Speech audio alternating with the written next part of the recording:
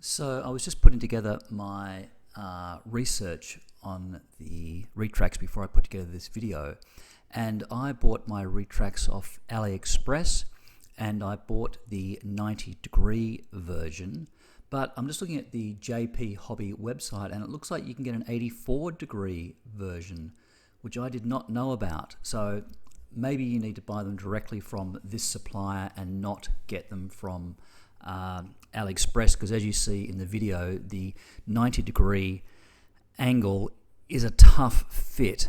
You would be much better with the 84-degree angle version, which sort of matches the E-flite 85. So yes, just a bit of information there for you.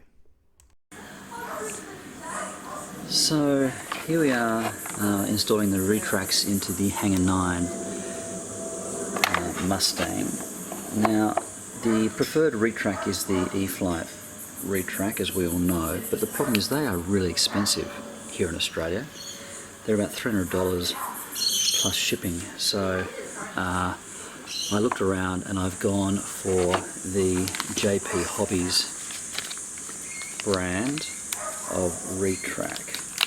So let's see how that's the controller box, but that's the JP Hobby brand. So there's the retract.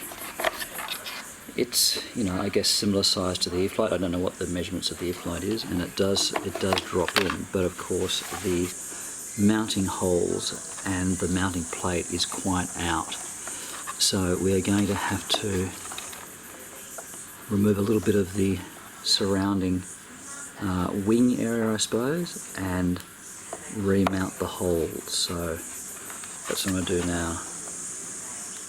So now I've just removed, you can see I just removed a bit of the frame there, I suppose. It's actually pretty soft balsa, so I just dremeled it out. This now obviously sits in okay, but as you can see, obviously the holes do not align. So what I'm going to do, actually, I'm going to epoxy. I will fill all of those holes with epoxy, fill them all in, and then re-drill them to match. We'll see how we go. Okay, so I've filled all these with epoxies and I've marked the position of the new holes, but very interesting to see that these blind nuts were installed underneath here. So if you're going to go down this path, you're going to have to flick these off. Now, it was relatively easy to do. I was able just to get under there with some pliers and flick them off. So, but just another thing you're going to have to deal with if you go down this path.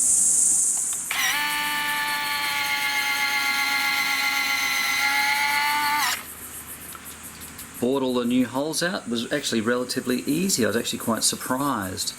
As you saw, I'd filled the holes in. I just threw a pilot hole and then just did slightly bigger holes as we... I meant to say I'm actually using a 3.75 inch wheel.